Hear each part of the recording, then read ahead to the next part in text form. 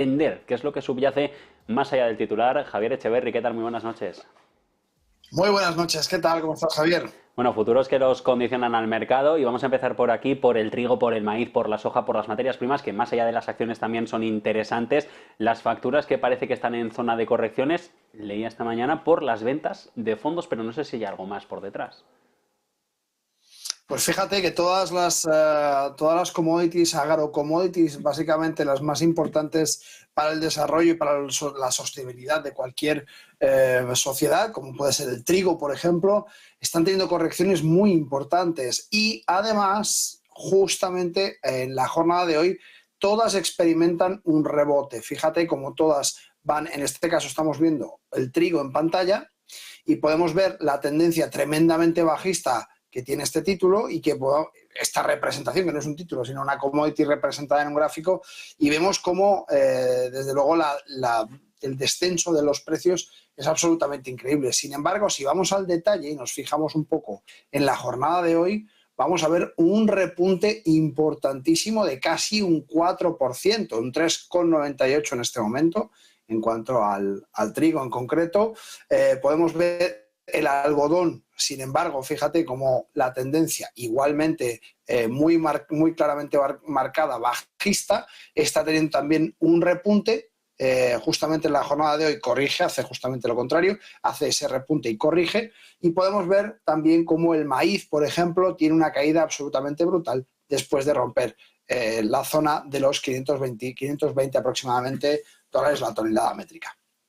¿Qué sucede con esto? Pues que estamos viendo que en principio todos los augurios que había de problemas de cadena de suministro y demás se están haciendo un poco eco de la situación actual. Estamos viendo que los combustibles no suben al ritmo que esperábamos y, por tanto, mientras que no haya un impedimento tan importante, también la subida del cambio climático, esos 2 grados a nivel global que estamos experimentando, están haciendo que haya bastante más cosecha de lo esperado, y a mayor cosecha, pues lógicamente más oferta y por tanto el precio baja. Importante darnos cuenta un poco de esta situación dentro de todas las agrocommodities. No todas, porque tenemos alguna como por ejemplo el cacao, que tiene una subida absolutamente meteórica, pero esto viene de otro tipo de mercados mucho más inmaduros que se están empezando a desarrollar y que, por tanto, pues la demanda de cacao es muy, muy superior a lo que era, y como podéis ver en pantalla,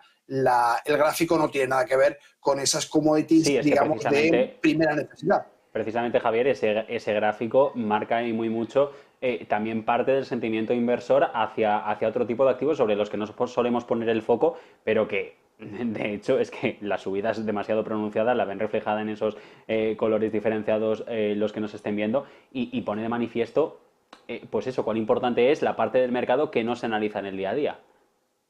Sí, sí, fíjate que desde el 9 de enero del 24 estamos hablando de un 49% de revalorización.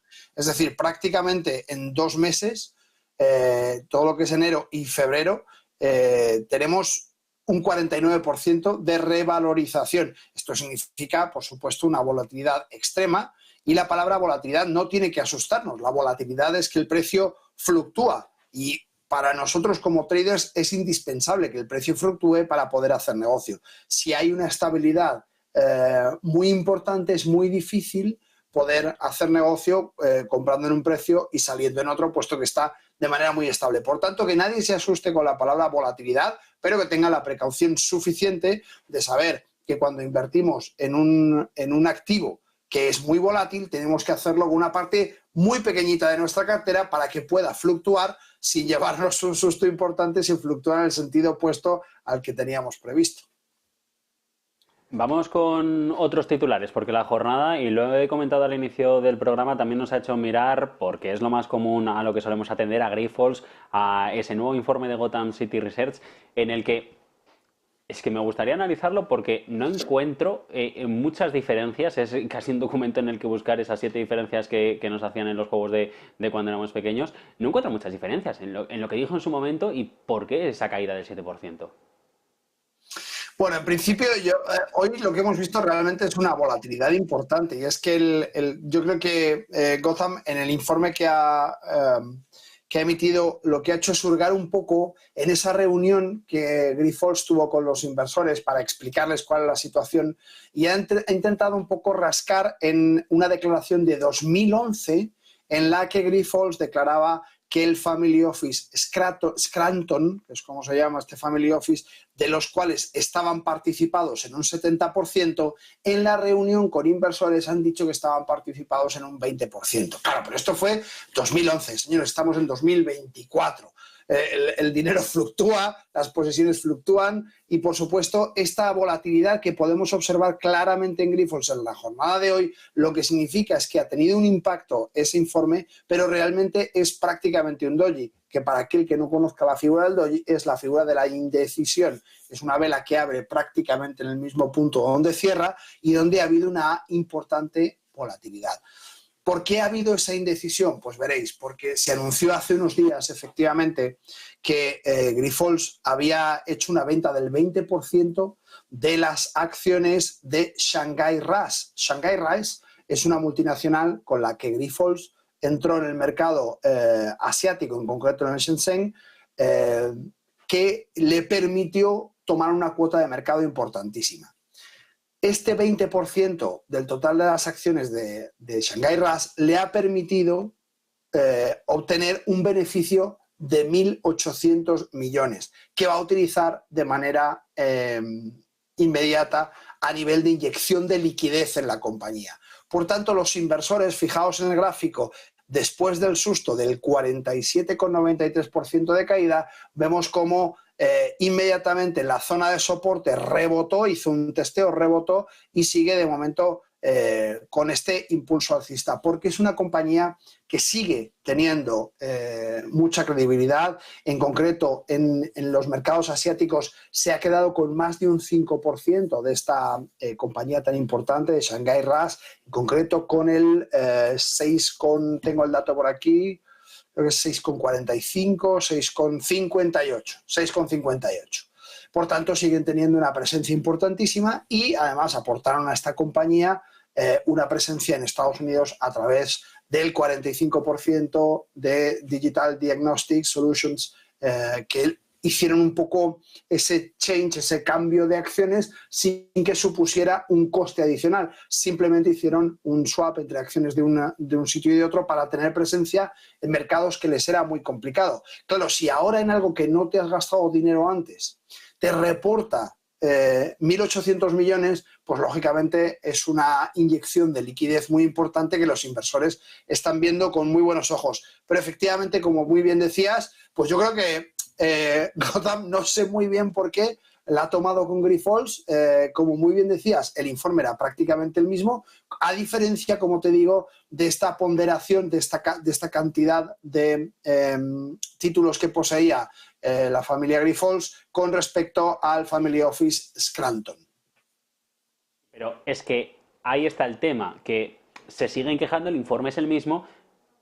Y lo que no sabemos ahora, porque los registros no mandatan publicarlo, es si Gotham sigue teniendo posiciones en corto, porque redujo la posición que tenía del 0,57%, digo las cifras de memoria, pero más o menos era esto, al 0,06%. Hoy los registros de la CNMV solo hablan de 2 bajistas que están colocados en la demo derivados, pero claro, la clave está en que esas son las que tienen una posición en cortos mayor al 0,5%. Por lo tanto, Gotham sigue sacando provecho, al menos por lo que conocemos, de esta crisis que está a la que está induciendo la compañía. Claro, fíjate que hoy, por ejemplo, ha habido un 10% de volatilidad.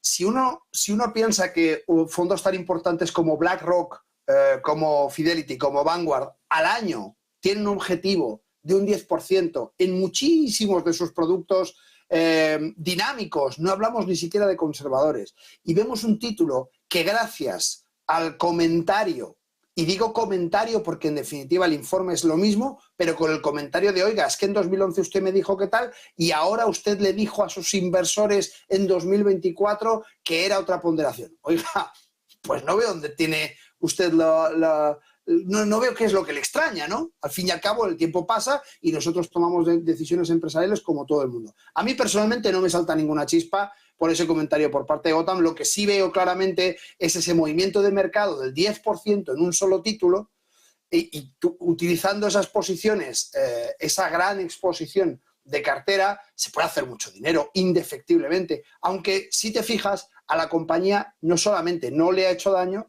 sino que se ha quedado en un 0,37 en positivo en este momento. Que parece que ya los inversores están curados de espanto. Claro, es que, a ver, que está muy bien. Gotham ha tenido verdaderos aciertos a la hora de analizar compañías y destapar cosas muy feas. Y esto está muy bien. Pero claro, ya huele un poco a cara dura, ¿no? El hecho de incidir una y otra vez en una misma compañía que está presentando resultados, que se está viendo que efectivamente podría existir un problema de liquidez y que va a subsanar de manera inmediata, como así lo ha hecho. Es decir, yo entiendo que está bien, todas las compañías cometen errores y estamos hablando de una compañía extremadamente sólida y con presencia en todo el mundo. Cuando se detecta una falta de liquidez para determinadas operaciones, está muy bien que se diga, pero esto de volver a incidir ya de manera clara, es que dijeron en 2011 y ahora han dicho otra cosa a sus inversores, oiga, está cogiendo con pinzas las cosas y está dando una información realmente que tiene muy poca relevancia, como si fuera lo más del cabas, porque usted ha destapado unas tramas anteriormente muy importantes y tiene una solvencia a su opinión que si sigue haciendo este tipo de cosas dejará de tener. Ese es uno de los riesgos a los que se puede enfrentar el fondo bajista, en que lo que diga y los informes que publiquen sirvan de nada, sean papel mojado. Porque nos quedamos sin tiempo, Javier, pero quiero comentar un tema que también es importante por la relevancia y la vuelta de tuerca que puede tener el titular. Esa inversión extranjera directa en China que crece en 2023, pero el problema es que lo hace al menor ritmo de los últimos 30 años. Ya la crisis inmobiliaria, ya esa espantada de valores está pesando muy mucho sobre la economía. Pues sí, mira, os tengo preparados aquí un par de grafiquitos de cómo está China en este momento y da bastante miedo. Si te fijas, realmente tenemos una caída del Shenzhen muy potente, que lo único que ha hecho es incrementarse. Y es que la liquidez de China lo está pasando francamente mal. La desinversión en China está siendo muy importante. Si vamos a ver en concreto directamente el Hansen de Hong Kong, que lo podemos tener aquí en pantalla. Os lo voy a poner ahora mismo. Aquí está. Vemos una caída absolutamente brutal. Y es que esa caída lo que nos muestra, básicamente, es que por más medidas que se están tomando para intentar dinamizar la economía, pues la liquidez realmente no llega. Y gran parte de esa liquidez se está detrayendo por la salida de capital extranjero. No solamente de, como muy bien has dicho, la falta de inversión o la inversión menos profusa que ha habido en los últimos 30 años, sino la detracción del sistema de capital extranjero de empresas extranjeras que invertían en China y que se están volviendo a meter ese dinerito en su bolsillo hasta en un 82%.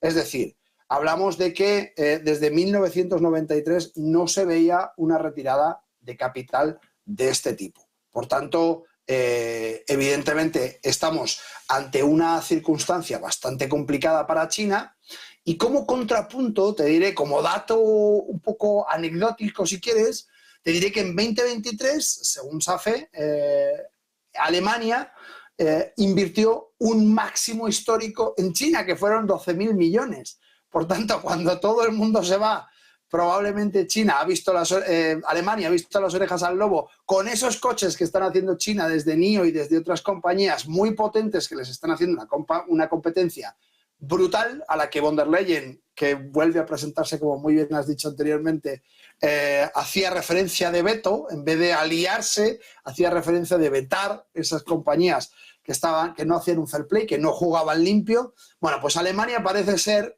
que está siendo un poco más hábil que von der Leyen y ha hecho en 2023 la mayor inversión en China de toda su historia, como digo, casi hasta 12.000 millones. Javier, pues con esto nos quedamos. Secretos de Wall Street que hemos ido desgranando, la actualidad con esa vuelta de tuerca. Te espero el próximo jueves, si no me equivoco. Claro que sí, aquí estaré, encantado con vosotros siempre. Un placer, buena noche. Nosotros hacemos una breve pausa.